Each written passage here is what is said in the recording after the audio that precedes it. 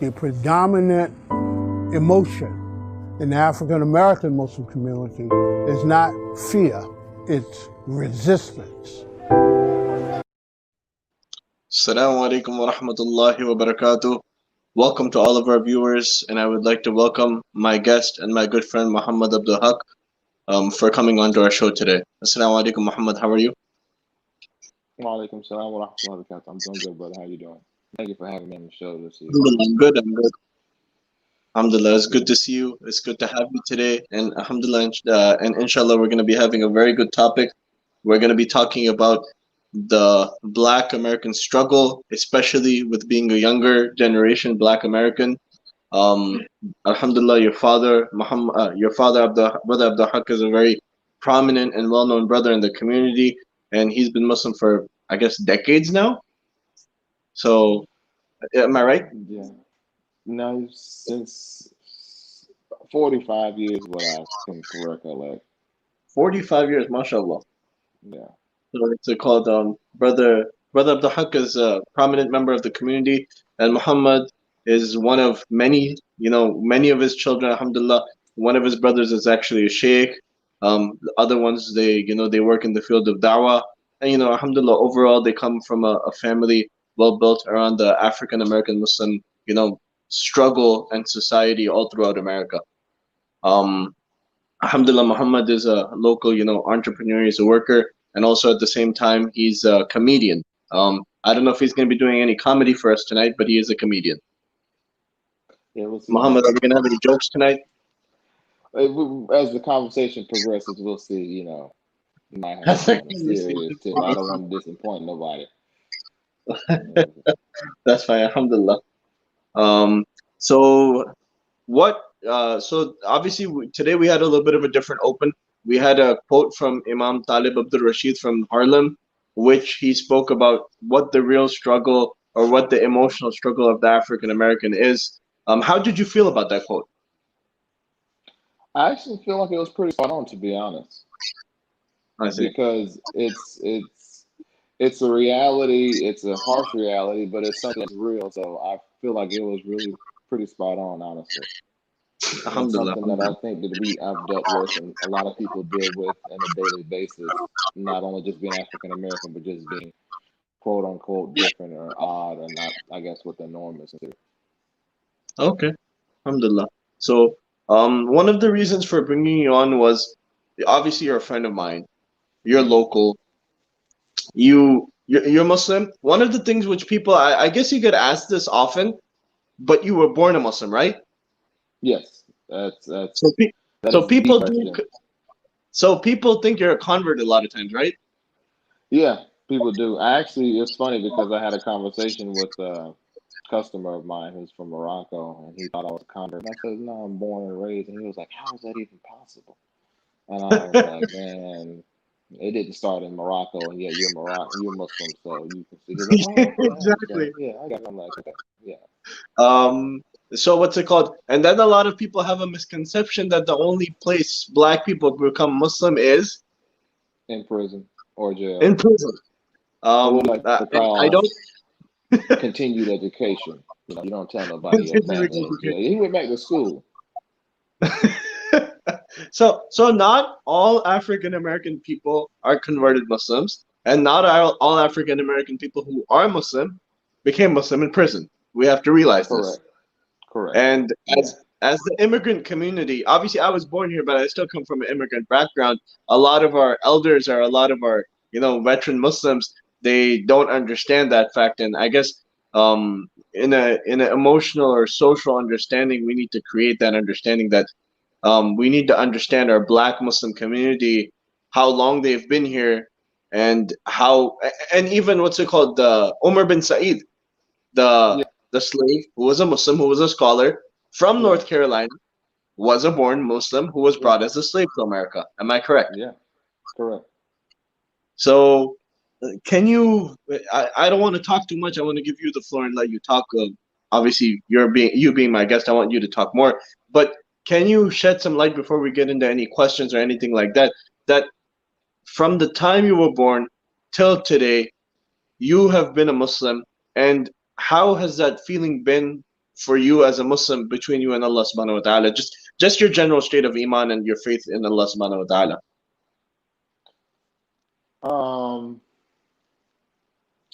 To be honest, like if you mean like the relationship or just the feeling that I have with Your relationship. How is your relationship? Does it get influenced by the fact that your experiences of being an African American Muslim?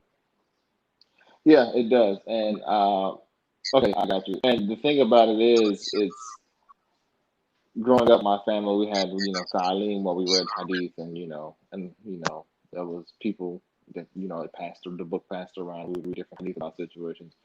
Um, I feel like everybody has their own relationship with Allah subhanahu wa ta'ala, and they do. And long as you don't lose hope and don't give up the rope like he tells you not to, and you consistently, make your salat, at least have conversations, where you talk to Allah, because Allah is listening. I think that all in all, for me, it's been a pretty good situation. Even when I mess up and I do what or I fall into a situation or I just make a bad decision, it's not something that I feel like I've been forgotten or it's my faith is like weakened or anything. I'm like, you're right. I shouldn't have did that. You're right. Or when something goes my way, I'm like, alhamdulillah, this is something that I've been working on. And I remember like Sheikh Lukman, he told us years ago, he was like, we make dua to Allah. And he was like, that's one thing. He's like, but you got to be very specific when you make dua to Allah. He's like, because Allah knows what you want, but he wants you to say it. He's like, so just how you talk to your friends, he's like, you got to talk to Allah like Allah's your friend. Don't be disrespectful and be throwing, profanities and cities. But Allah is listening. He's like, and then you'll see your life start to rest where you can even start to think something and then like something to happen, or you get this feeling of like at least tranquility or, peace of mind, in that process. Alhamdulillah, you gave us some sage advice for the night. That asking Allah subhanahu wa ta'ala with the specifics, and don't be rude to Allah subhanahu wa ta'ala when you're asking. You gotta ask the way you want to ask. Obviously, we know from the story of Musa alayhi salam that there was one time there was a shepherd who was talking, and he was talking with Allah subhanahu wa ta'ala, and he was saying, "Oh Allah subhanahu wa ta'ala, if you were in front of me, how I massage and I take care of my sheep, that's how I would take care of you." And Allah subhanahu wa ta'ala didn't punish him, because that was his world and that was his universe. That's how his mindset worked. Yeah, that was his world. Yeah, that was everything for him. So for him, his sheep were everything. So that's how he wanted to treat Allah subhanahu wa ta'ala the best he could. So don't be rude, but at the same time, ask Allah subhanahu wa ta'ala from your heart, however the best you can. Yeah. So one of the things, we're going to get into tonight, inshallah, in this session is the fact of not only being African American, which is a struggle unto itself, and I'm going to ask you a few questions about that, but also the aspect of being a Muslim, where you become a double minority. You're already a minority as being an African American, but then you're a Muslim African American, and it puts you into a whole different, category. That not only do you have to deal with the discrimination of being an African American, but you have to deal with discrimination of being a Muslim on top of that. Am I right? Yeah, correct. So tell me overall, I mean, if you don't want to get into any specifics, but what is one of the worst experiences you've had as far as discrimination goes of being an African American?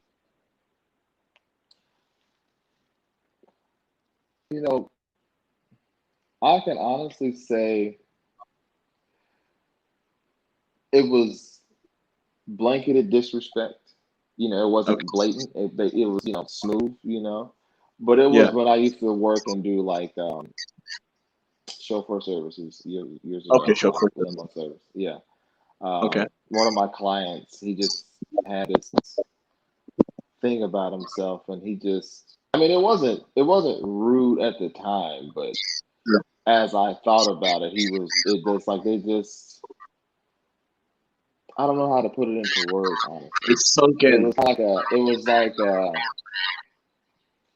their vibe was giving off something of like there was inferior, or there was like they deserved, there was, like I was coming short in delivering my services, or I was supposed to be like doing what I was doing.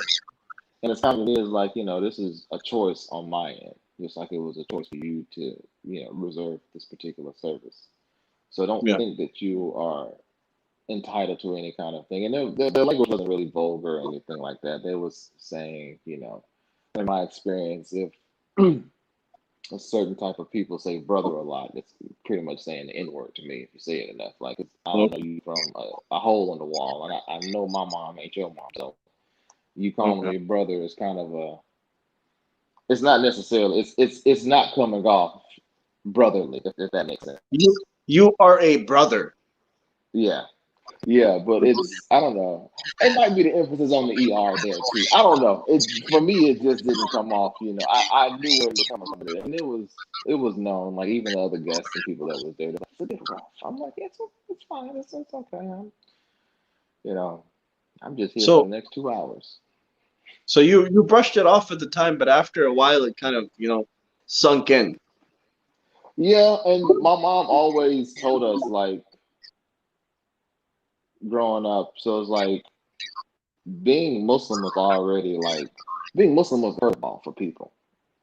Okay. Me being black, it was enough, that I would go Yeah. through in life, just as far as like, I mean, I lived in like a pretty predominantly black neighborhood, so it wasn't, you would think it wouldn't be much that I didn't have in common, but the aspect of me being Muslim threw the whole thing off because my sisters was wearing hijab, so everybody was like, oh, what's them foreigners? Where y'all from? And y'all worship the box, and y'all don't believe in Jesus, and y'all don't eat pork. And I'm like, kind of, yeah, sort of, but it's like, I would expect you guys, from everything that we've been through as a people, to not, judge or like not have a broader perspective about things. You already know the narrative that's given about us, and that's not who we are. So, it's like I felt myself a lot of times having to fight the brown fight and fight the good representation of Islam, and a clear message. So it's like I'm fighting two wars at the same time, and also, just trying to be a productive member of society. So even amongst the black people, just because you're a Muslim, you had that discrimination happening. In essence, it's not discrimination. Oh, I guess it is. If they're saying stuff like that, oh, what are these women wearing and stuff like that? Yeah, it was. Yeah, it's and that kind of hurt. I think that hurt the most. But then after a while, it's more of you just having to learn how to deal with things and educate people. So I I see. would like to think that I'm a pretty good person when it comes to explaining things in clarity so people I can mean, move I on. mean, you've worked. I've seen you. I worked alongside with you for a long time. Alhamdulillah, you've helped my family out with our businesses as well. I've seen you work. You've worked in so many different diverse areas, diverse fields with different people just inside of the mobile field. Yeah, You've worked with Arabs, you've worked with white people, you worked with Pakistanis, you worked with different types of Desis, you worked with Mexicans, you've worked with Hispanic people of different origins. You've worked with everybody. yeah, yeah. You've worked with Literally, Turkish people. bro. I swear, just in these 33 years, I've lived 5 or 6 lives. It just based off of my careers and life and jobs that I've had, and this Yeah. it's just like these lived 5 or 6 different lives already. I feel over the past 14 years you've done enough of that. Yeah, but it's like I've been pretty stable, like, as far, but I've had some doozy jobs, like when I was a janitor for like a year and a half. Really, you That were a was, janitor. brother, at the Islamic school. I see. That's a whole different level of clean there. Okay, it's not like standard clean. Like, I think, and the kids, it's crazy because our community isn't that big, so everybody knows everybody. So it's not like they saw this random dude come to the building to clean every day. They know who I am, nigga. Excuse me, brother. We making dhuhr salat beside each other when y'all go on break. It's not like you don't know who I am, but those kids, bro. They made my life. They, A little I difficult? made. I made it through the other side. Yeah, they even came to me and apologized afterwards. I was like, yeah, I knew it was y'all. I knew it was Really? y'all all Wow. along. Yeah, Wow. So what's it called? like, don't And then don't bully also at me. the same time, because of your family, your father was very heavily involved in tabligh, which is obviously the work of da'wah. Because of that, Hmm. you guys were also a little bit different, segmented as far as black Muslims even, where a lot of black Muslims used to refer to you guys as black Pakistani Muslims. Yeah, they did. And Yeah. I And, mean, and overall, not only being that, you've seen the different sides of people's, I can't call it racism, but people's discrimination or people's biases towards you guys, yeah, just because you guys decided to be, hang out with a different crowd or a different clique or something like that. yeah. And the thing about one of the whole things about being Muslim and the reason and us being created from different tribes and different nations and different tongues, Allah subhanahu wa ta'ala says, "Lita'arafu," so that you can know one another. So we're Yeah. supposed to get to know one another because not everybody has the answer to everything. But if everybody shares information and cultural differences with each other, it's like it becomes a web where everybody's connected. Like this, we do it this way because this is the reason. So it's like, and it's like getting to know people. Nobody wants to be, just stuck with the same environment. I know you're not supposed to go chasing waterfalls, but sometimes the rivers and the lakes that we used to just ain't got some different fish. I want to hang around different people. I want to learn some different things. I can't keep talking about the same thing over here and there's no action being put behind it. Let me go find out what they're complaining about over here on this side. No, it's the same thing over here. I'm going back over here too then. I see. And since you come from such a different segment, you're a born and raised Muslim, just like I am. There's no difference between Mhm. us as far as Yeah. that goes. And I've seen you since the time you guys were younger.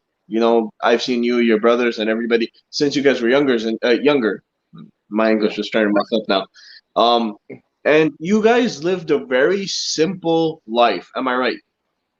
Yeah, it was too many of us. Oh my gosh. I mean, I don't I don't know if it was. I mean, it happened because Allah subhanahu wa ta'ala had happened that way, but I think it was just based off of just the number. Like, yeah, it was too many of us, bro. It was 9 kids How in many? one How house. many? How many kids do your parents? I'm talking about you guys. Your sister It's Khalila and nine of brother. us. It's Huh? What is nine that? of us. Nine. 9 of you guys Yeah. in one house. 6 in one house. But you know how much I was just literally talking to my sister about this the other day. I was like, mom had to cook like 3 chickens a night for to feed all of us. So everybody could at Wow, least get three chickens. chickens a Yeah, night. like that's 11 people. I'm like, bro, that was crazy. It was a lot of And people. brother Abdul Haq, his father was the pioneer of halal hand cut chicken in North Carolina. Yeah, he was going out of town. That was some pretty fun road trips as a kid, though. Yeah, he used to bring the halal hand cut chicken to our house and drop it off for us, 2 freezers full every time, almost every other month. His father was doing all that work for us. I remember Um, those trips too, man. Oh my gosh, to see us out there his just. his I'm like, his, yeah, I his gotta dad go. You got those boxes. I gotta go help unload the truck. Yeah, just I'm there with you, just in spirit. his dad's like, now you got to bag all this chicken up, otherwise it's gonna get freezer burnt. I was like, I had the what's it called? We had the big freezers, the big chest freezers. I had Mm-hmm. to bag up 2 freezers full of chicken that your dad brought, Mm. and Yeah, I was like 7 years old. yeah, you was soggy, bro. You was wrinkled by the time you was there, brother. So what's it Yeah, called? The chicken business is nothing new. It's the rodeo's been done before. yeah, been there, done that. We've all had our share of that. We've all done that. So as far as being a Muslim, facing Hmm. discrimination amongst the Muslim community, tell me about that. Like, there's no racism in Islam, the religion, but The religion, there's no racism. Yeah. yeah, but there doesn't mean there's not racist people in the religion or prejudiced Yeah. people or Yeah. people who just have this mindset. So I've definitely encountered a lot of that. Like, to be honest, I was cleaning a particular masjid during in my janitorial, my custodian days, brother. In one of your In the previous industry lives. in my previous life.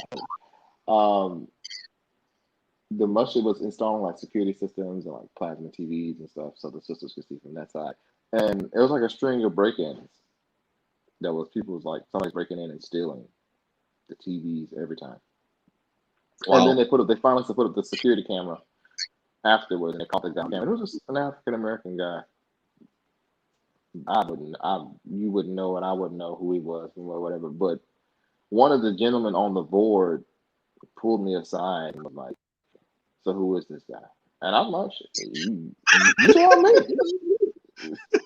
I mean, you seem like you know the guy because you keep talking to me about him. And he's like, no, man, you tell me, just tell the truth. We know your dad. You guys are good guys. Who was the guy? The guy who's one of your friends. I'm like, bro, I don't know who this person is. I'm like, and just the fact that you're just assuming that I know who he is because he's African American tells me a lot about you. And he was like, no, I'm not saying that. I'm like, what other reason would you be asking who this guy is? And like, this doesn't make any sense. And that was like the worst. I mean, because I've been called a lot of things before, but just the fact that you really sit over here thinking that I'm sending somebody to go break into the masjid and steal plasma TVs, like, Wow. what do Yeah. y'all think I'm over here That's for? pretty Like, low. That's pretty low. like you think I really like something? You think I would love waking up every morning to come clean up behind y'all? Like this, and I'm gonna send somebody over here. Like, bro, it's not that deep. Bro. I just quit. So I'm like, I got on Friday. Like, why do you guys? I'm like, it's nothing against you guys. I mean, I'm just doing my job. I don't know who this guy is. They eventually caught the guy, and then he came back and apologized. He's like, yeah, he know you. I'm like, fool, I told you, I don't know who this person is. He's just a thief. I don't have thieves. Just That's not because my he's circle. black, you don't know him. Yeah, that's like me asking him about every Daisy person in Charlotte. I know you know him. Like, yeah, I know you I know saw that that guy. brown person. You know him? Yeah, like, oh man, come on now. Like, he got to be one of yours. But yeah, and then, from even from like outside, there was a lot of discrimination. I see. People saying I do things. remember. Do you remember the one time we went to eat at a restaurant? I'm not going to take the name of the restaurant, but Bro, if you want to, you can. lie. You remember that, right? Yeah. I ain't Tell gonna say that nothing story. because I just got a lentil soup from the other night, so I ain't gonna say nothing. No, I ain't gonna no, give but the tell name. it. At least But tell the yeah, story. so I had went to this restaurant maybe 2 weeks before me and brother Yeah. Usad were there. And then, we're there talking, chatting it up, and then the owner comes from behind the counter with a receipt off the wall, off his little pinning board, and he was like, yeah, your card declined last time you was here. You gotta pay for this. So then I'm looking at Usad and I'm like, the last time I paid with cash and I didn't pay with the card. He's like, no, this is your card. Here, you need to cover this balance. Which is like 40 something dollars. I'm one person. I ain't even $41. Your food ain't $41 good for one person, first of all. And then I check my credit cards and debit cards, and the last four on the doesn't match. And then Usad, which be kind of thought, Usad was like, well, first of all, this has to be a lie. And I was like, why? He's like, because if your card declined, there's no receipt. It just tells you decline. And he's going to ask you for another card. I was like, you're right. So how you going to let me walk out of here with a declined transaction? And he was like, yeah. So then they came back over and then grabbed. I was like, well, it was declined. And I used what you said. I'm like, if it was declined, it would have said decline. You wouldn't have let me walk out of here with, And he's like, no, don't worry. I must have got it mixed up. Don't worry. But I'm like, yeah, it's not me. Like, and I was the only brown. I was the only browner person in that restaurant. I mean, there was a lot of Eastern, Middle Easterners in there, but I was, yeah. That was just a very unfortunate. Man, that really made me mad. And the I thing didn't. about it was, go ahead. No, I was like I said, I didn't use that place for a whole year after that situation. I was like, these guys Yeah, over here. because that was straight up discrimination. Just because Yeah, you're a black, it makes you up with another black guy. That's what I feel yeah. happened. I mean, it was that was crazy. Yeah, and the name, I'm like, bro, it's not even my name. My name is Muhammad. That guy was like a Dwayne something. I'm like, bro, it's not me. Like, come on, like Exactly. you see me in here. I know your whole family, bro. Don't do this. And your name. I'm not gonna take your whole name, but your whole name is like a full Muslim name. Yeah, there's no like when on paper I sound like I'm from Pakistan, Yeah. but If somebody didn't know you, they wouldn't know. yeah, because the last name and the middle name is like, oh yeah, he's in. But then when you see me, it was like, oh okay, he was just like, okay, I get that maybe he was born here Muslim. They get that. It's like, so where's your family originally from? I was like, from here. I'm like, they was like, no, but from where? And I'm like, from here. And then they was like, I mean, I don't understand how that's possible. Like, it's very possible. Like my parents converted, they had kids, and then they just raised their kids in the religion that they converted to. Like I don't understand why it's possible to believe. So you come from obviously a background where you have relatives who aren't Muslim, right? Yes, I do. You have a lot of relatives who aren't Muslim. Yes, I do. Now, does that become a challenge at times? No, because I'm gonna be honest. Growing up, we was involved a lot on my mom's side. Okay. And my mom's side of the family is the smaller side of my family. Okay, so my dad has a total of 13 kids. Okay. Okay. And he comes from a family of 14. Okay. Now, my mom comes from a family of 4, and she's the youngest. And she's the only Muslim in her family. It's 2 boys, 2 girls, like literally like the American story. 2 boys, 2 girls, I'm done. I don't want no more kids. And she's the youngest. But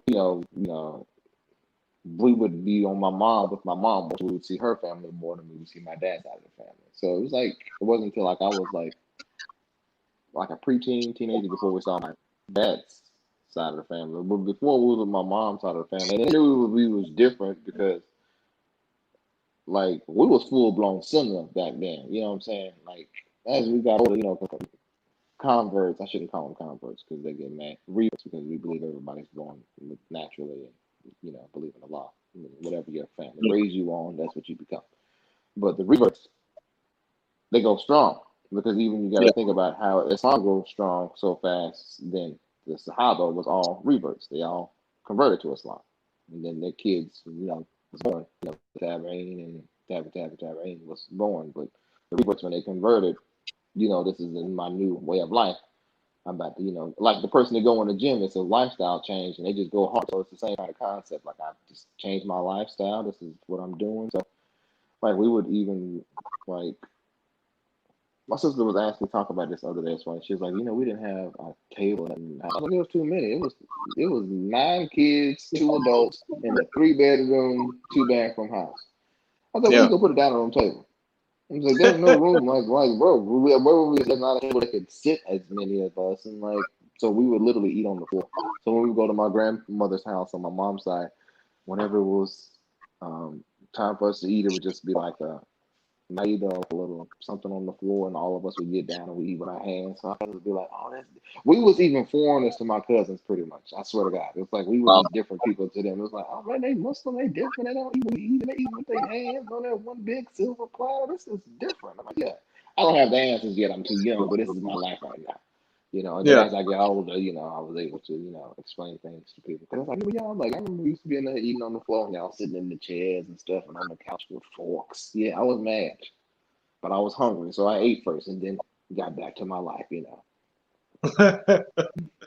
Uh, Yeah, so overall, over the course of your life, it's been a completely different experience being who you are. yeah, because it's like I'm me and myself. My most comfortable is around my family, and people who know me, like yourself, like we're family, like because your dad literally calls me his nephew. I'm like, yeah, you're right. My dad before I was here. So who am I to say we ain't family? We might be blood. I don't know. I don't know. Alhamdulillah. But Yeah, yeah. But but I'm but most comfortable is when I'm around my, people who I know for a long time. but you used to have a nickname. I'm not going to take the nickname.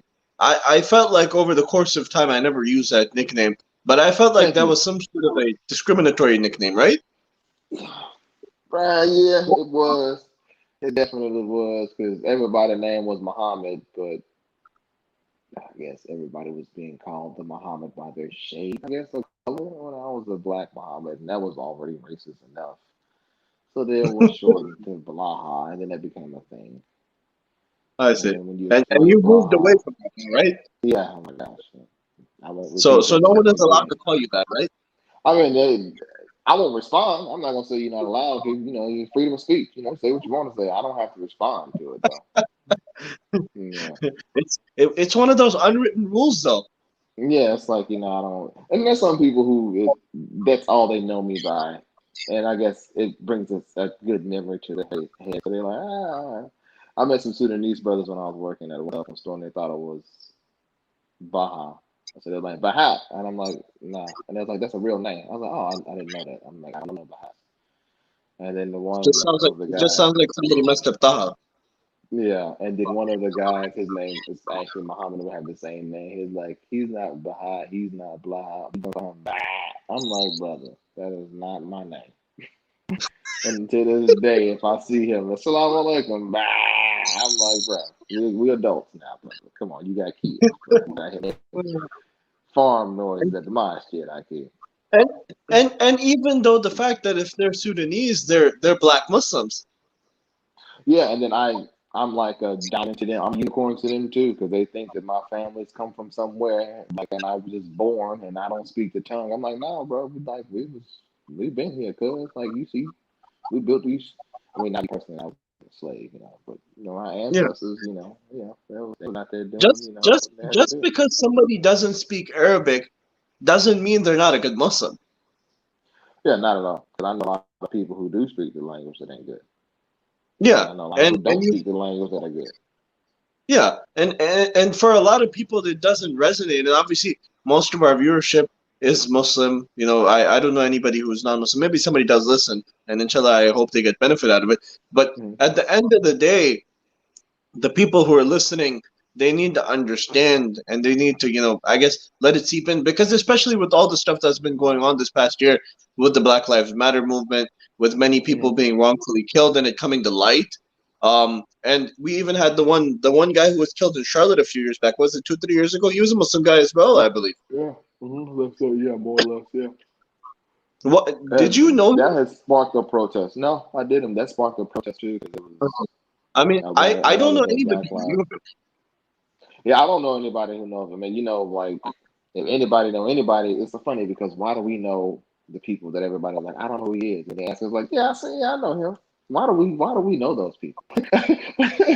We are the guys who know the guys and nobody else knows. Like, yeah, no, he cool. So what happened one time is there's a guy who comes to my store. Um, I believe his name is Bruce. Hmm. He's the Joker. He's a black guy, African American guy. Hmm. He's like all of us black people. We act like we know each other. So there was one lady who came in one day. It was him and his sister was there, and another lady came, a black lady, and they started talking with each other. And I asked him, I was Hmm. like, "Are you guys acting like you know her? Or you guys actually know her?" She's like, "What do you mean?" I was like, "Well, Bruce told me that all black people act like they know each other." She's like, "That's racist. You can't say that." I was like, "Oh, hold up." He's like, "Yeah, I told him that." He's like, "No, but we actually know her, and she became a customer of ours, and he cleared it up for us, thankfully. Okay, Otherwise, yeah. he would have caused a mess." Yeah, that would have been, yeah, I would have been reported to the BBB. That would have been like, damn, here being racist, and they think it's funny because they got a token black guy in the corner. Like, no, like, I said, go ahead, sit down. I got this. Let me clear this up. My name is Bruce, and I'm here to fix all this confusion. So how is it being a black Muslim comedian? I mean, for me, I don't really let it be known that I'm Muslim just based off of the fact that the comedic world is a different world in its own. And like more, my comedy isn't really necessarily, Islamic? even not even kid friendly. So not even let's not even talk about religious aspects. So it's like, I just go on and tell my. It's like work for me. I go in there and tell my until I can get my following until people actually want to see who I am. I But just gotta. but but I mean uh, the best comedian right now in the world is a Muslim.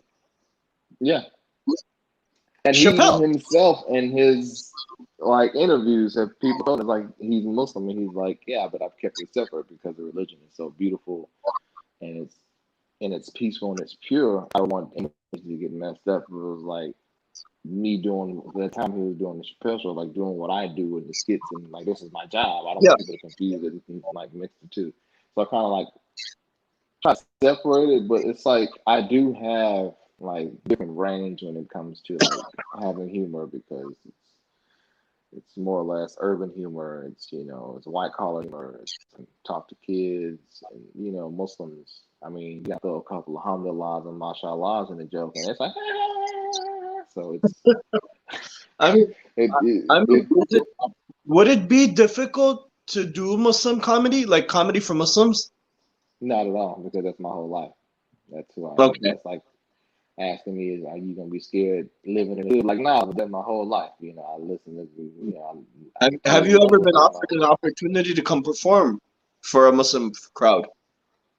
I have, but I told them let me clean it up a little bit just because I want to get feel from it was too early on. I Oh, think they would have banned. I think they would have really banned me from the mustard then. Yeah. so They're like, so how long don't. you been doing comedy now? Like as a professional?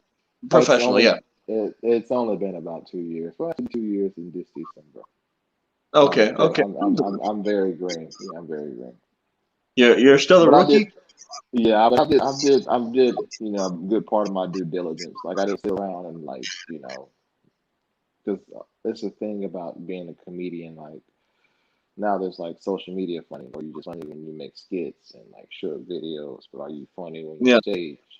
But I mean, I've been funny my entire life, having to deal with people crack jokes to get out of ass. I mean, get beat up by siblings. So I'll crack a joke and I split, or get people in the neighborhood just to be the funny guy.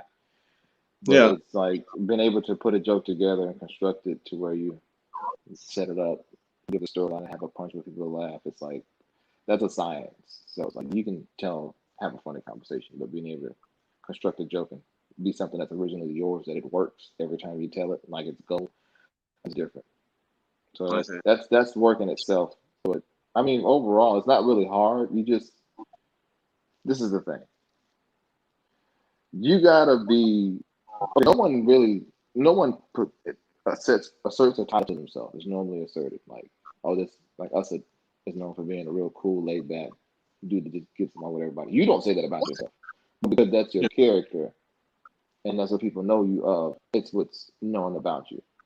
So yeah, if people telling you that you're funny, then you have a thing. My thing is, don't tell me that you're funny and ain't nobody around you laughing. Like, where are you funny at? When you sleeping? When you by yourself? Like, that ain't funny. Like, you got to be funny everywhere. But then you run into the problem. You take it when you're a comedian. Like, oh, tell me a joke right now. I'm like, bro, like, first of all, I ain't getting paid for this. So you really barking up the wrong tree right now for me to be just pulling a joke out of my hat, or just out of my just telling you something funny. It's like, we enjoy ourselves. And like, I'm not I mean, always that you kind of might guy. have a line here and there where you see something, but it's like a mood you have to get into, I guess. It's a mood, and it's also like I'm a very I'm real big on like energy and presence. So it's like I'm not just gonna be just this willy nilly person with everybody. I see who you are before I open up, and you'll hear my dialogue and me be myself. Because you can't say. Well, I know myself. I can't say a lot of stuff that I say just to anybody because I'm just Yeah. a very. I'm just like a real person, more or less older sometimes. But it's just my life. It's like I'm not being anything extra, more or less than what And, I've been and, through, and, and what and I've all of this experienced. has been built over time through the course of your life, who you are, obviously, and the Yeah, experiences you've dealt with. yeah, because a lot of it is not. It's not all. It wasn't all. Good times and peaches and roses and like I literally. Okay, out of 9 kids, I'm number 7. Towards the end. Yeah, so it's like, who is that guy at this point? Like, what? Number who? Hey, he's all right. It's 2 under him. They still alive. Is the 2 under him still alive? He'd be all right then. He's fine. But hand me So downs and everything. So it's like, I became this person. You gotta stand out, bro. That's a lot of people. Like even if my mom tells me she doesn't have favorites, yeah, okay. Um, I believe her. I'm still trying to be her favorite though. I don't have favorites. I'm like, okay, girl. I'm like, you gonna have I one. mean, I'm gonna be there. I'm I gonna make mean, sure I'm the favorite. Maulana, because he's a scholar, ends up at the top of everybody's list, I guess. Yeah, and he got the yeah. What's it called? And he's not So and have he's you? not around so much that he don't bother her. So Yeah, he's yeah, not she got around. Yeah, yeah. he doesn't bother no one, Yeah, and he has an exactly. I ain't excuse if heard. he's not here. Yeah, he's like, I got kids, mom. I'm like, yeah, you do got kids. I'll let you do what you want to do. What's it called? Have you ever? I know this is veering back towards African American and the black side of things. Have you ever been pulled over for being black? I think every time I get pulled over is because I'm black. I honestly don't think there's another reason to pull me over. I mean, okay, aside from the speeding, but there's no like, I'm not. Yeah, I think, and then it's funny because racism saved the day one time. I had a lapse in my insurance when I was like probably 17, 18, right? So my mom had to go with me to go to the DMV to sit in front of somebody and plead my case. Okay, And my mom's a job. She full covers. And I guess yeah. this is what. Mr. Khalila's But the real one. yeah, she a real one. So we're at the DMV, and this is the fact. It's like a court appearance pretty much, where you have to explain why, and then if they believe your story, then they let you go about your business. I talked to people who did it before. It's like, oh, it's not taking an hour or so. I'm like, really? I'm not an hour to be talking to these people about why I just forgot to pay my insurance. I just did it the next day, you know, in the state of North Carolina, they lapsed. And like, but anyway, so when we went, they took us to the room, and mom sat down, and the lady was like, "You guys can have a seat right here." And my mom was like, "Oh, well, thank you." And when we sat down, the lady was like, "Oh my gosh, you have no accent at all. Where are you from?"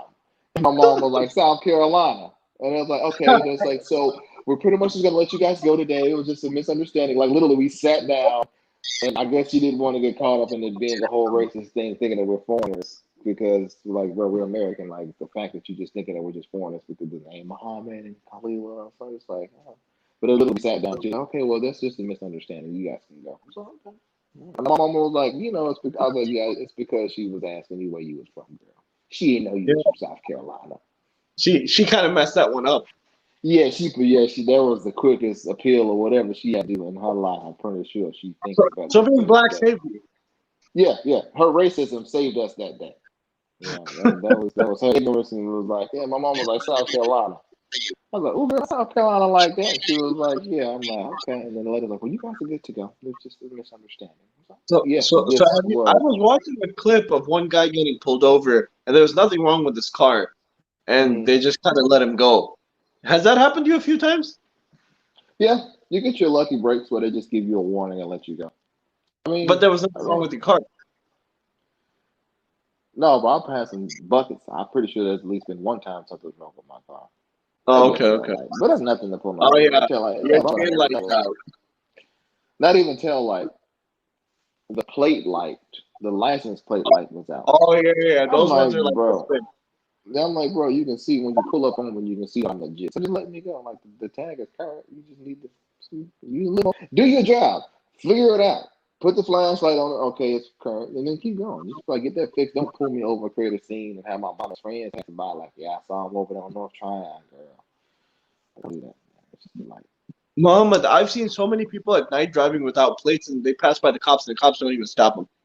yeah, not at all. Like I've seen people flying and like zooming past, and it just like I'm like a very cautious driver. Like, I mean, I drive, but I'm not like attending to speed limit type person. But I'm a very aware, like I'm a very alert, and I just see people just. But lately, I've been avoiding the authorities, and when it comes to routine traffic stops, because I don't have time Yeah, for I mean, you don't want to end up on the news report at night. it. No, and it's scary now because they're shooting everybody. So like I got too much explaining to do, black and Muslim Muhammad, and I own a firearm, and this is the South, so I got to make sure that it's you know out to where they can see it. It's like it's too risky now. It's like I'm just gonna avoid the police. They're just gonna avoid me. 'Cause I don't got. I think I I know I'm mean, here breaking I the mean, even laws if and everything else. you're a concealed carry, right? No open carry. You're open carry, okay. So I mean, Yeah, even the people who got open carry, concealed carry, they gotta as soon as the cop stops them, they gotta let them know. And then if they're they black, gotta let. it's Yeah, yeah, what is it's that? a whole nother story. It's a whole nother story. 'Cause as soon as they come up to me, I was like, "Hey, I got a gun in this car. It's registered. It's right there." What is it? Before we get into anything else, like it's right there. And they're like, "Thank you for letting me know." They appreciate it. One time, the officer, I forgot. Oh my gosh, I was in East North Carolina, and I forgot I had a gun in the car. But the officer saw the gun, and then Yeah. I was reaching for the bag or the thing. And he's like, "What's free?" And he's like, put his gun drawn on me, and I was like, "You reaching for the gun?" I was like, "Gun?" Like, oh, I forgot I had a gun in the car. Step out of the car. I was like, "It's right there, dude. Just grab the gun. It's fine. It's mine." He's talking Yeah. about how he can take it from me and he's lucky, I'm just a very understanding guy. I'm like, bro, we can have a conversation. We can talk this out. Also, there's no reason for us to get hostile. Okay, I'm not reaching for the gun. I'm reaching for the glove box. The gun is right here. I have no reason. I'm trying to get my mama love me. I'm trying to get home. Okay, I'm not trying It to was, be on the news with y'all. I mean, I guess in that case, you just your timing was bad.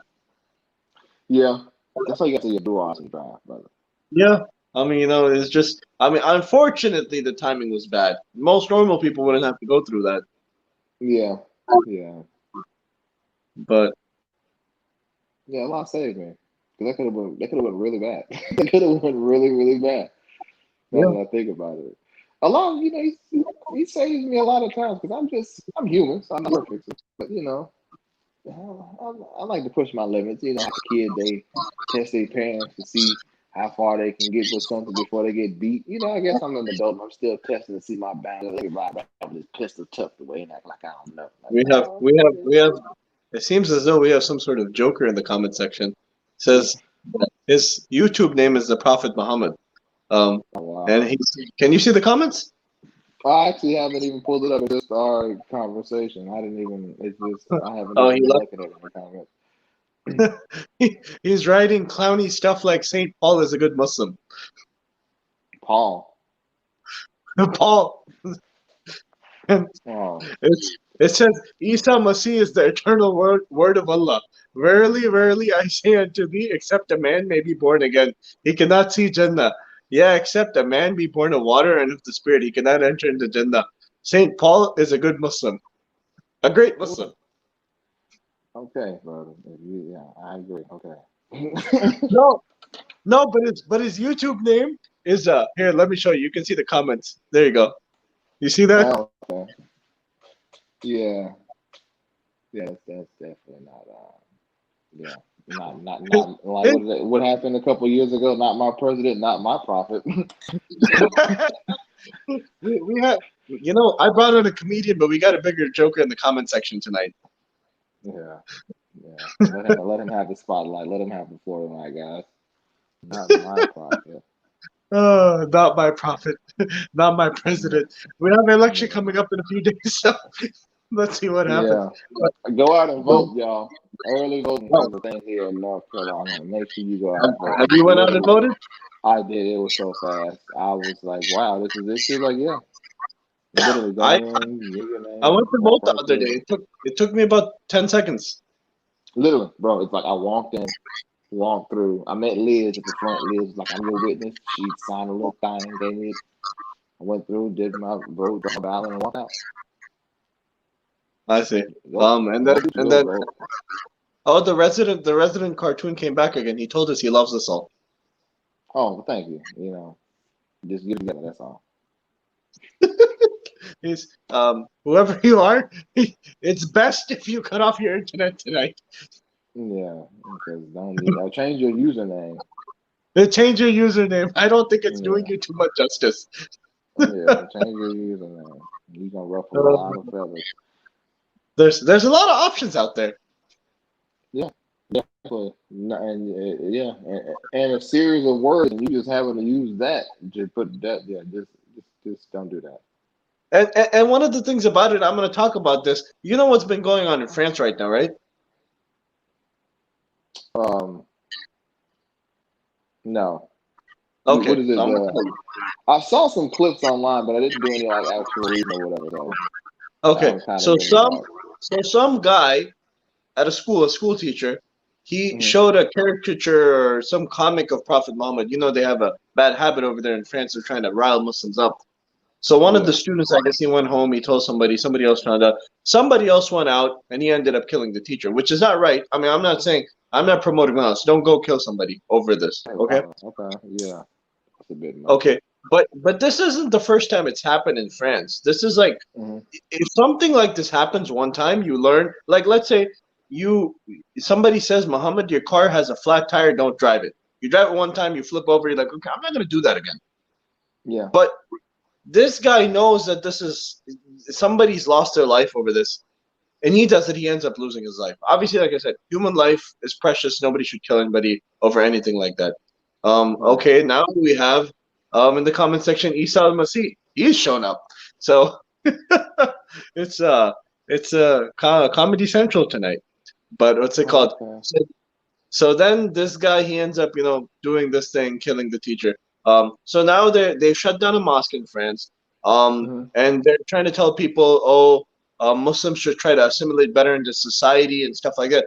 But at the core and at the root of it, France colonized over 14 countries. They went into countries. They tried to basically convert them to Christianity. They changed their culture. They changed religion. They made people change their language. They killed people in their own countries. They raped women. They killed people. Up until today, France has bodies from Algeria and many other Arab African nations, and they keep them in museums. And the countries are having to beg back for their bodies of their ancestors, so just so they can bury them. And France has them on display in their museums. And then when these people from these countries go to France, they ask them to assimilate. You've destroyed their society for the past 150 years. And when they left, they've installed dictators, they've installed strong men who don't leave and stuff like this. And then you ask people when they come to your country, oh, become more like us. That's like scum of humanity. And you want people to become like that? Yeah, it's like you out here doing one thing with one hand and doing something with the other. It's like you can't force anything on anybody, bro. Yeah. Especially And it's like the struggle of black people in America where people are like, well, just become normal. Yeah, It's or why are it's you a like it's that? a It's like, societal problem. yeah. I don't even know what normal is. I don't think there's a such thing as normal. Everybody has their own normal. So Yeah, but like, you've probably heard it many times where people are like, oh, just act like an American or something like that. yeah, where's your patriotism? Like Yeah, it's there. I'm like, where's your humanity and your compassion and your realization that just because you say one thing and you know it's not it doesn't fix things because I'm sorry. Then why you keep doing it? Because if things was better and things wasn't as bad as they are, then we wouldn't have the situations that we have. We yeah, wouldn't be telling you that you need to see that Black lives also matter. That's what and, it's not that we're not saying that only Black Lives Matter. We just the movement means that they also matter because everybody else like they're doing ours don't. So and we also matter too. yeah. Have you ever heard the Hodge twins? The two light skinned dudes. Yeah. Yeah, I don't really listen to them too much, but I've So heard it so before. the Hodge twins, the thing I love about them is their comment section is popping. They have like Hmm. 400,000, mostly white people commenting. These are the kind of black people we want because they kind of do all the stuff and they say all the nice things which white people like to hear. Like The the jiggaboos. white people, there's Yeah, different categories, but these are mostly white people who want, I guess, the black community to assimilate or what's it called? They want the ghettos to become white or something like that. I'm not really sure what they want, but if we were to tomorrow become the Muslim version of the Hodge twins, we'd have 400,000 people in my comment section too saying these are the kind of Muslims we like. I mean, I think we are the cool kind of Muslims that people would like. I mean, we're just normal people. That's just like some real deal dudes. Like I like, Yeah. But we'd have to say certain things like, oh yeah, the Muslims that do these things, they're scum and stuff like this. Hey, bro, we can flip the pages back in history, something not even too far long ago, to see about some things that a lot of people who did a lot of things to a lot of people and still are to this day. Yeah. Yeah, when one person does it, when another group does it, it's networking. When one person from your group does it, he worked alone. No, he had friends that they knew, so don't do that. Yeah, Yeah. it's a lot of who controls the narrative, pretty much. Like, you know, the truth is it Yeah, always what hurts. is that history? Yeah, the truth always hurts, but you can't ever like you can deny the truth, but it's still gonna be the truth. That makes sense. Okay. Like you can say So it don't make we all know 2 + 2 is 4. You ain't gonna make it 6 over here. Yeah. so what are some parting words of advice from Muhammad Abdul Haq? Be kind to others. Be kind to others. Keep That'd be keep a simple yeah, advice.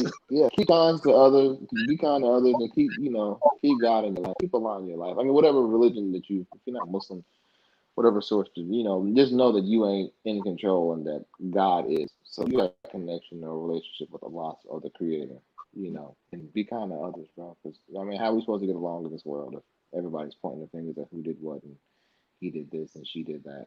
How are we supposed to move forward? We've been doing the same things for the past 3,000 years and ain't got no solution yet. So why don't we try doing what God tells us to do? Be kind to others and get to know one another.